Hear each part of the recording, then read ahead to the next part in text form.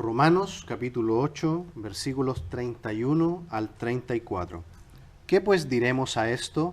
Si Dios es por nosotros, ¿quién contra nosotros? El que no escatimó ni a su propio Hijo, sino que lo entregó por todos nosotros, ¿cómo no nos dará también con él todas las cosas? ¿Quién acusará a los escogidos de Dios? Dios es el que justifica. ¿Quién es el que condenará? Cristo es el que murió, más aún, el que también resucitó, el que además está a la diestra de Dios, el que también intercede por nosotros. Vamos a orar.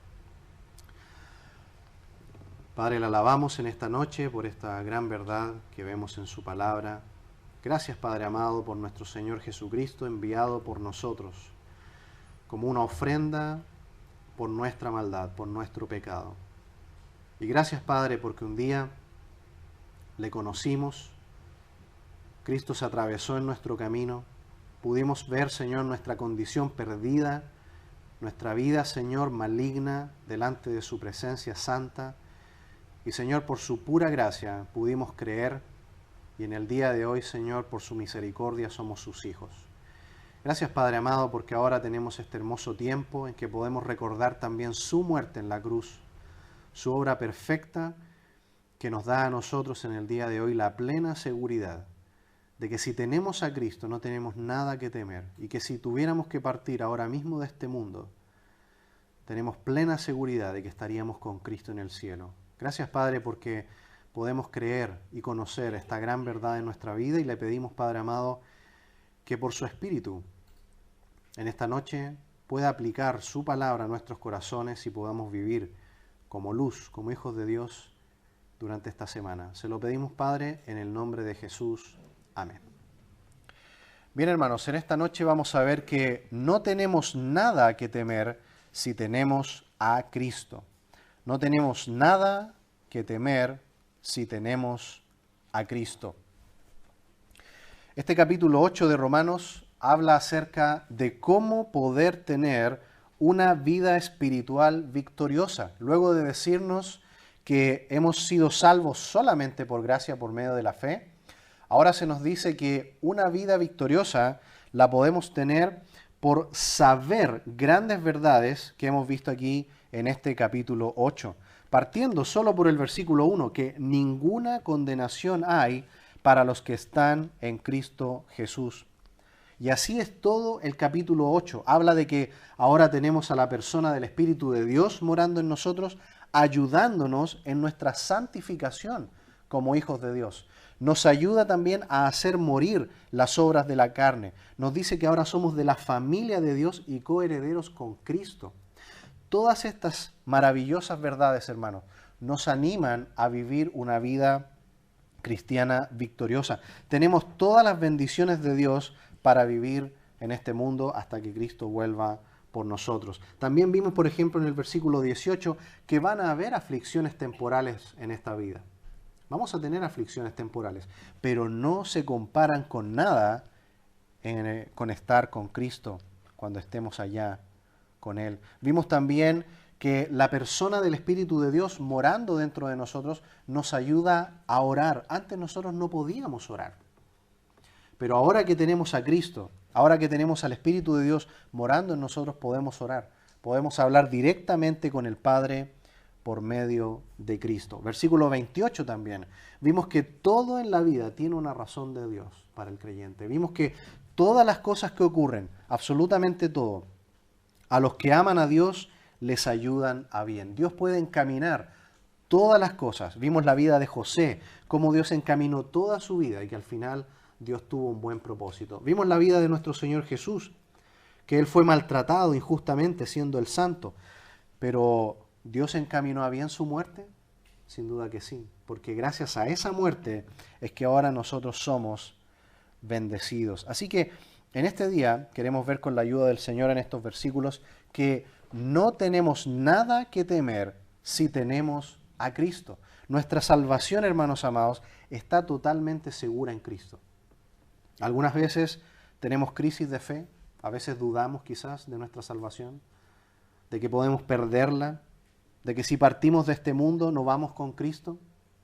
Pero la Biblia dice claramente aquí que si has creído en Cristo, si tienes a Cristo, no tienes absolutamente nada que temer. Estás con Cristo y lo estarás por la eternidad, porque lo que Él dice es verdad. El Salmo 27, versículo 1 dice, Jehová es mi luz y salvación. ¿De quién temeré? Jehová es la fortaleza de mi vida. ¿De quién he de atemorizarme? ¿Tenemos que tener temor si Dios está con nosotros? No. Él está con nosotros. Nuestra salvación es eterna y todo lo que Dios dice es verdad. También en el Salmo 46, versículo 1, Dios es nuestro amparo y fortaleza, nuestro pronto auxilio en las tribulaciones. Y si saltamos al versículo 10, dice, estad quietos y conoced que yo soy Dios. Seré exaltado entre las naciones, enaltecido seré en la tierra. Jehová de los ejércitos está con nosotros. Nuestro refugio es el Dios de Jacob. Ese es el Dios que tenemos, un Dios que cuando dice algo es verdad y tenemos que creerlo. Si Él dice que estamos seguros en sus manos y que nadie nos puede arrebatar de ahí, es verdad. Somos sus hijos y nadie nos puede quitar esa condición. También algo que me maravilla mucho de Dios es las matemáticas que Él tiene. Sus matemáticas no son iguales a las nuestras. ¿Recuerdan Isaías 40, 29? Él da esfuerzo al cansado y ¿qué hace? Multiplica las fuerzas al que no tiene ningunas. Todos sabemos que multiplicar por 0 da 0. Pero Dios multiplica por 0 y le da infinito. Dios nos fortalece con estas verdades reveladas. Y en nuestra salvación debemos animarnos con esto. Cuando Él dice que Él va a estar con nosotros y que nuestra salvación es segura, es verdad. También en Isaías 46, Él dice, versículo 9, acordaos de las cosas pasadas desde tiempos antiguos, porque yo soy Dios y no hay otro Dios, y nada hay semejante a mí, que anuncio lo por venir desde el principio, y desde la antigüedad, lo que aún no era hecho, que digo, mi consejo permanecerá, y haré todo lo que quiero, que llamo desde el oriente al ave, y de la tierra lejana al varón de mi consejo. Yo hablé, y lo haré venir, lo he pensado, y también lo haré. Hasta ahí la lectura. Así que hermanos, en esta noche pensemos que lo que Dios ha dicho podemos confiar y que no tenemos nada que temer. Estamos en sus manos, nuestra salvación es segura porque Él lo ha dado todo por nosotros. Llegando al capítulo 8 entonces de Romanos, miremos el versículo 31. Dice, ¿qué pues diremos a esto? Si Dios es por nosotros, ¿quién contra nosotros?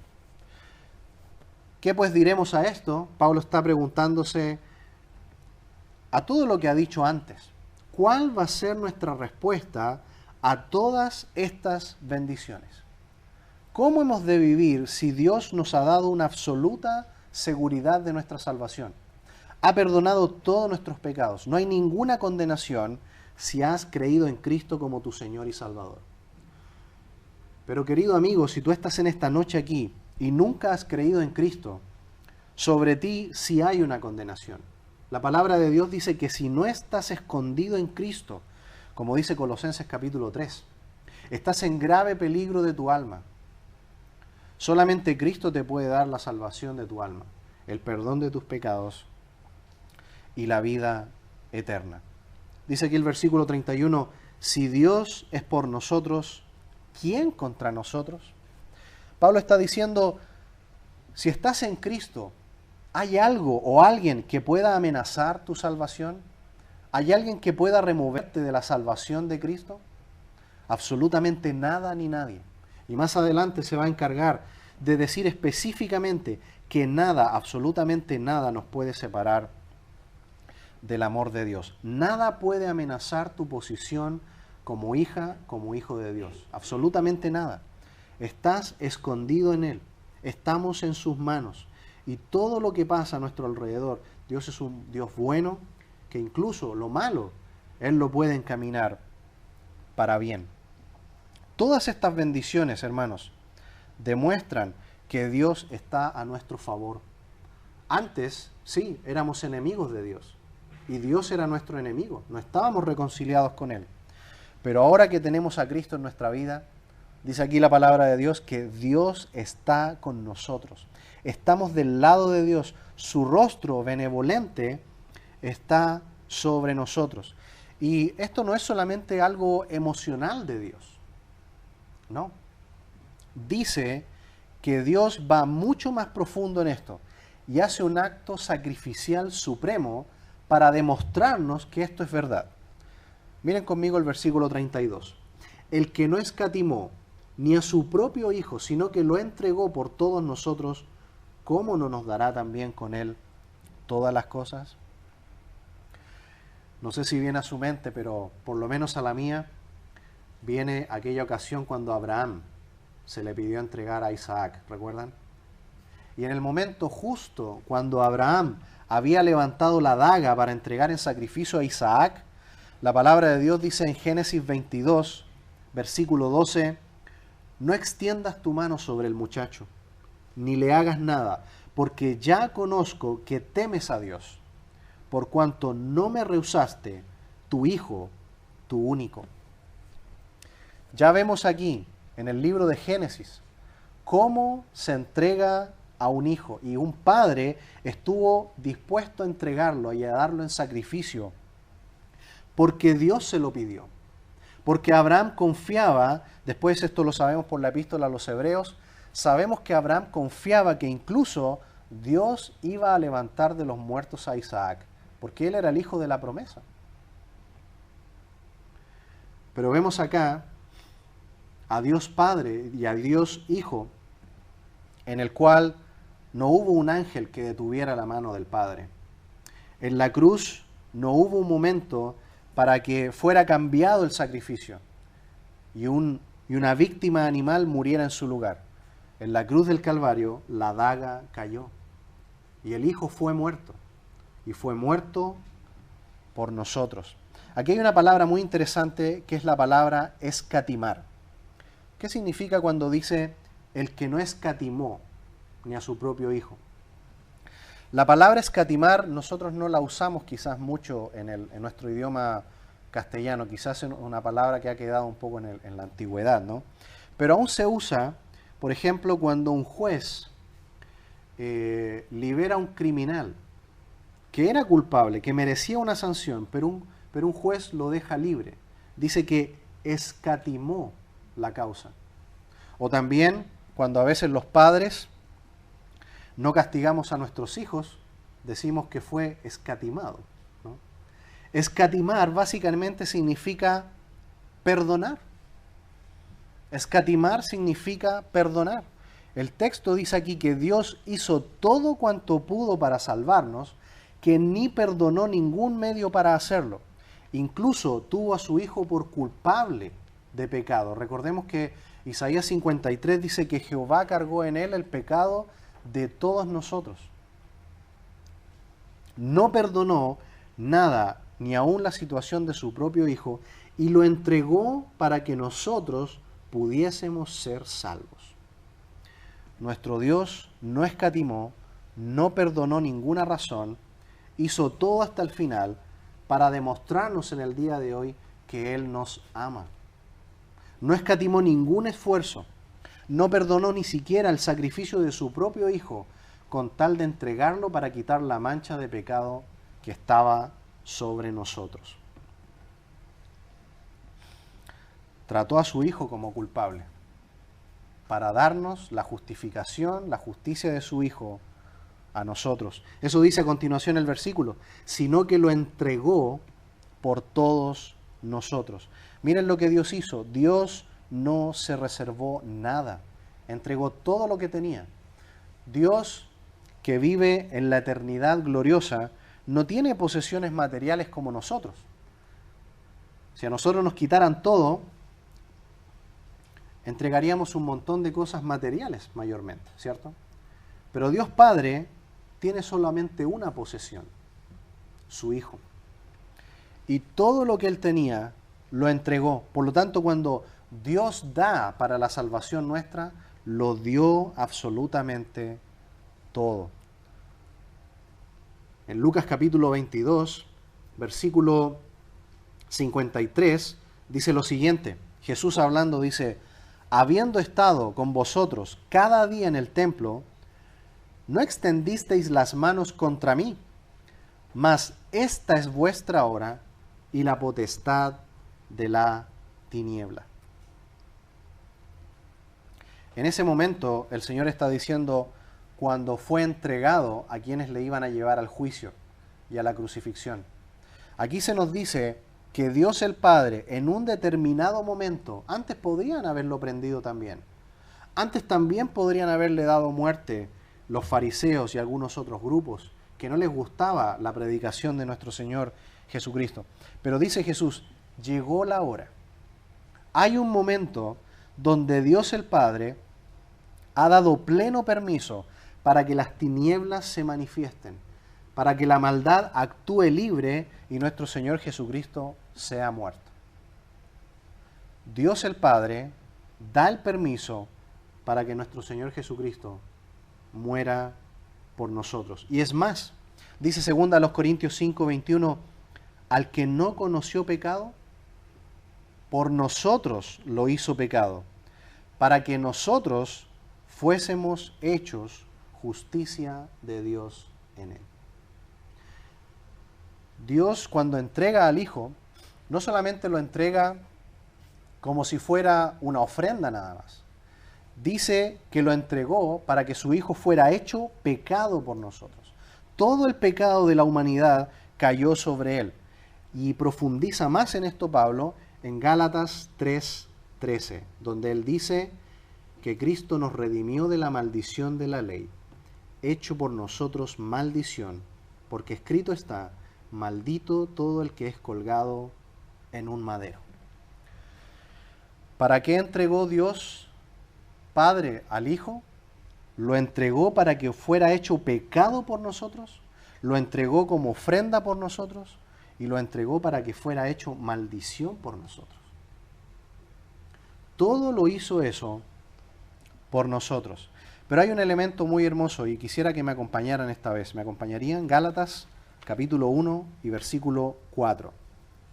Todo esto fue hecho por el Padre. ¿Hubo de parte del Hijo una actitud voluntaria o se resistió? Veamos Gálatas 1:4, por favor.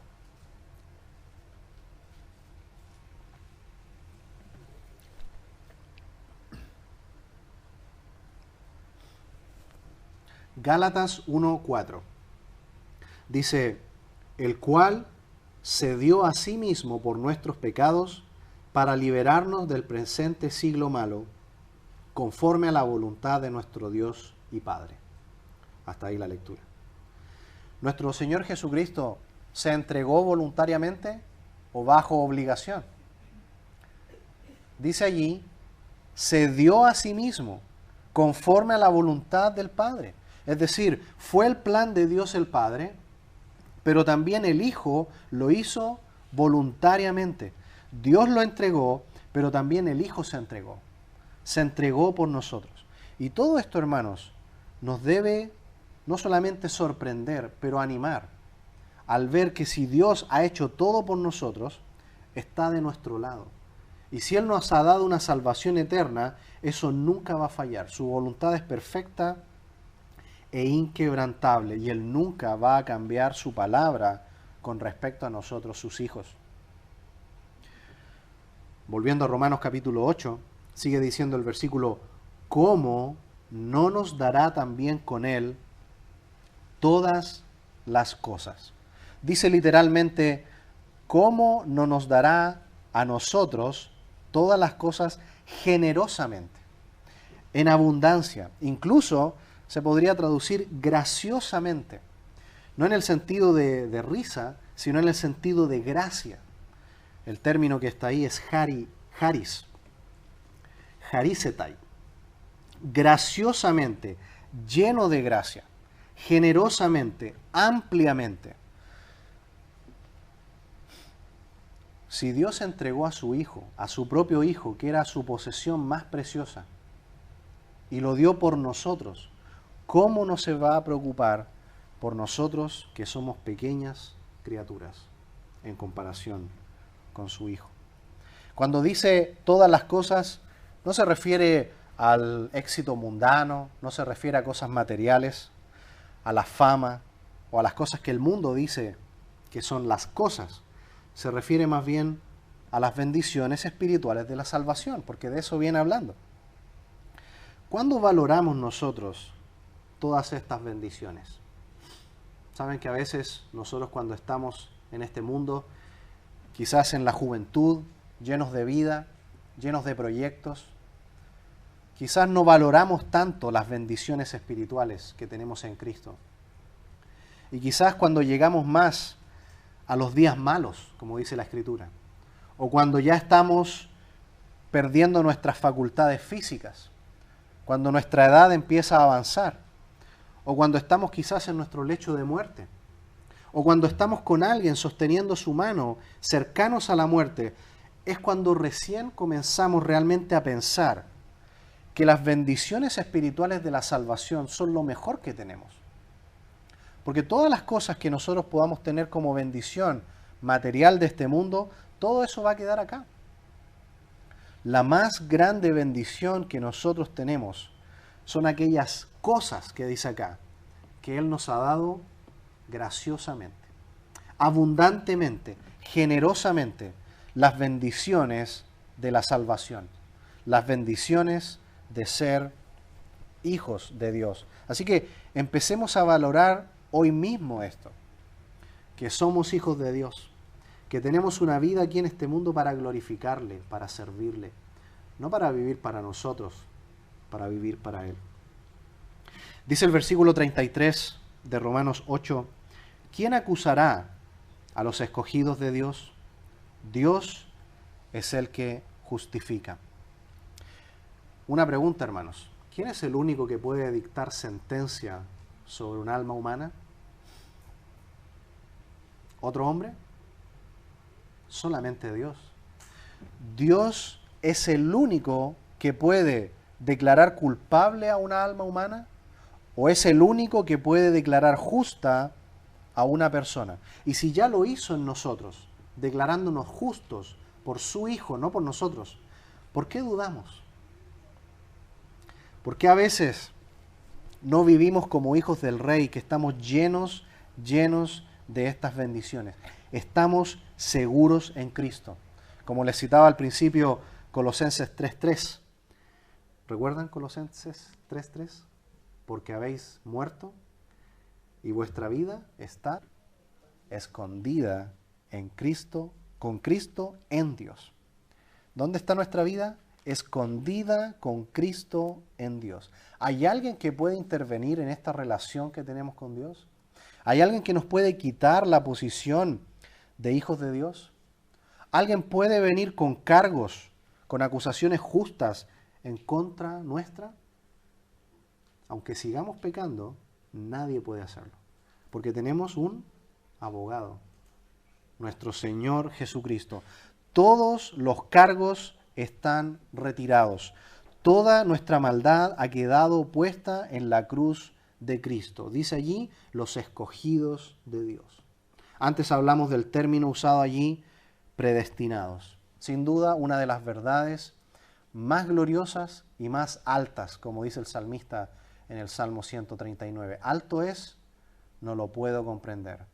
Porque nosotros íbamos camino en este mundo, ¿no es así? No teníamos a Cristo. Y un día vimos las puertas del paraíso, del reino de Dios. Y había un arco arriba que decía, venid a mí todos, con la invitación de Cristo. Vengan a mí, arrepiéntanse, creed en el Evangelio. Y un día, por la gracia de Dios, dejamos de caminar hacia otros lados, el Espíritu de Dios convenció nuestro corazón y atravesamos esas puertas.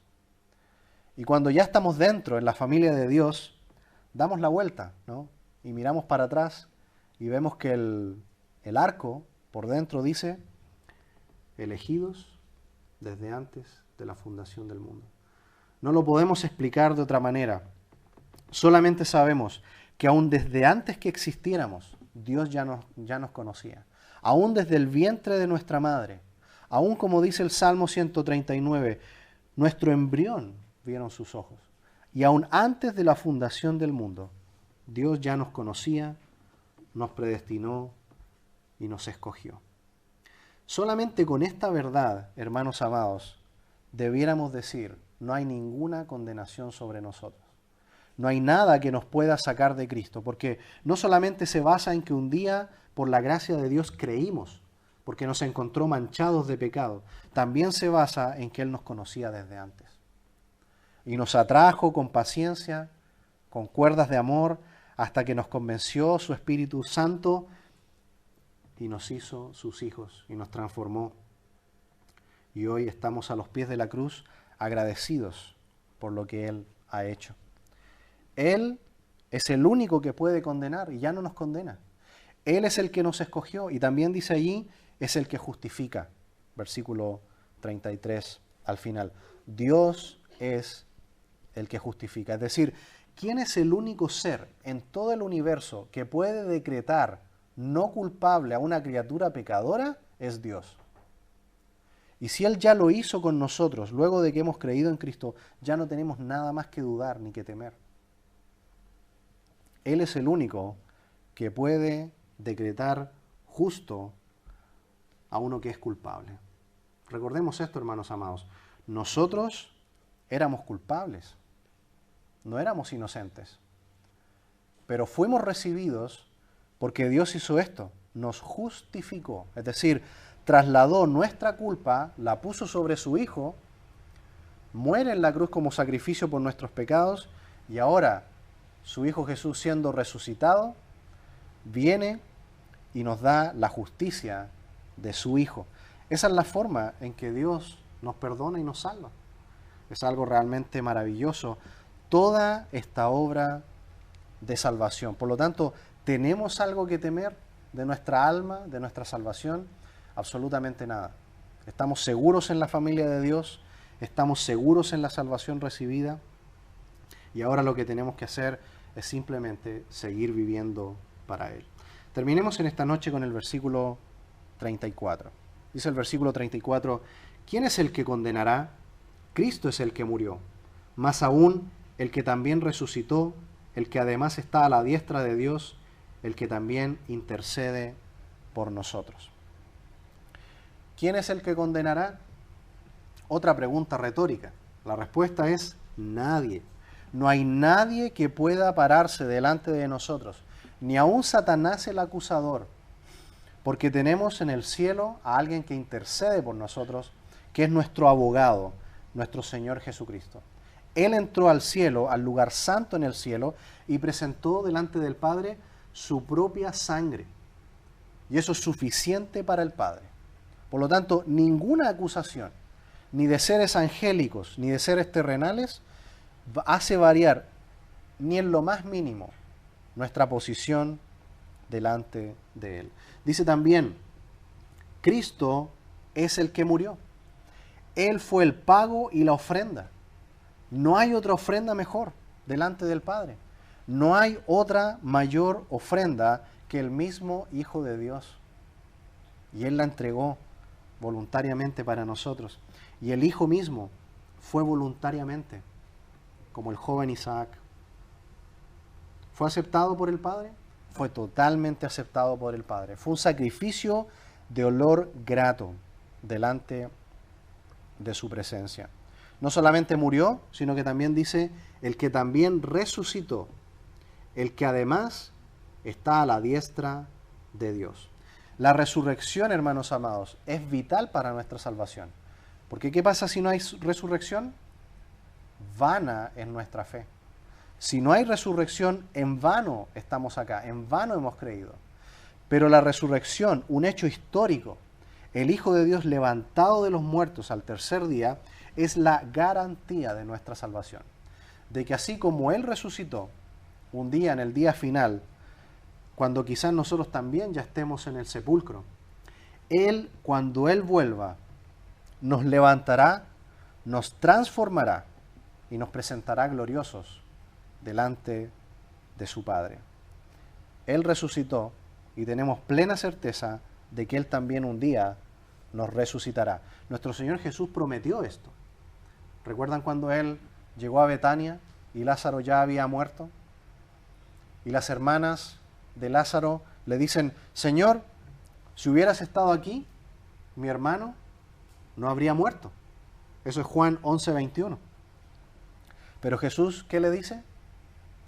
Tu hermano resucitará. Yo soy la resurrección y la vida. El que cree en mí, aunque esté muerto, vivirá. Y todo aquel que cree en mí no morirá eternamente. ¿Creemos en esto, hermanos? Tenemos un Señor y Salvador que murió por nosotros, pero que también resucitó, levantado de los muertos. Y además está ahora en un lugar de eminencia en los cielos. Dice que está a la diestra de Dios. ¿Y qué está haciendo? Está intercediendo por nosotros. Vemos que las tres personas de la deidad están obrando en nuestra salvación y en nuestra santificación. Dios el Padre está en el cielo como dador de todos los dones que nosotros necesitamos. Escucha nuestras oraciones. Está el Hijo intercediendo en la misma presencia de Dios, como nuestro Salvador e intercesor y abogado. Y el Espíritu Santo, aquí en la tierra, morando dentro de nosotros, es quien también pone las palabras para que nosotros podamos orar. Eso dice aquí Romanos capítulo 8, versículos 26 y 27. Él es el que intercede por nosotros con gemidos indecibles. ¿Ha hecho Dios mucho por nosotros? Sin duda que sí. Ha hecho mucho por nosotros. Intercede por nosotros. Dice Hebreos capítulo 7, versículo 23, hablando acerca de los sacerdotes humanos, que ellos finalmente mueren, pero que hay un sacerdote, un único sacerdote que es eterno, que no muere y que está constantemente en la presencia de Dios Padre, intercediendo por nosotros. Dice Hebreos 7, 23, y los otros sacerdotes llegaron a ser muchos, debido a que por la muerte no podían continuar. Mas este, por cuanto permanece para siempre, tiene un sacerdocio inmutable, por lo cual puede también salvar perpetuamente a los que por él se acercan a Dios, viviendo para siempre para interceder por ellos. Hemos visto, hermanos amados, en esta noche que no tenemos nada que temer si tenemos a Cristo. Porque si Dios Padre ha dado todo por nosotros, dio a su propio Hijo, ¿cómo no va a darnos también a nosotros todas las bendiciones de la salvación? ¿Cómo no vamos a andar, hermanos amados, ahora en esta semana, dando un paso en esta semana, viviendo para su gloria? Si somos hijos de Él, rescatados, escogidos, y que nos esperan grandes promesas, resurrección, coherencia con Cristo. Si hay maldad en nuestra vida, hermanos amados, confesemos toda esa maldad delante de Él. Él intercede por nosotros. Si hay raíces de amargura, si hay obstáculos que impiden nuestra plena comunión con el Señor, si estamos dejando de lado el tiempo de oración, el tiempo de la palabra de Dios, volvamos en esta semana a estar con Él. Él ha dado todo por nosotros. Vamos también nosotros a dar toda nuestra vida para Él. Vamos a orar. Padre, le alabamos en esta noche y le agradecemos, Señor, por su palabra. Gracias, Padre amado, porque lo ha dado todo por nosotros. No escatimó ni a su propio Hijo, sino que lo entregó por nosotros. Y lo entregó a una muerte horrenda, cruel, a ser hecho pecado por nosotros. Y todo esto, Señor, por puro amor, para salvar a aquellos, Señor, que usted tenía vistos, nos tenía conocidos, dice su palabra, desde mucho antes de que este mundo siquiera existiera. Padre amado, ayúdenos a que esto pueda animarnos en nuestra vida espiritual.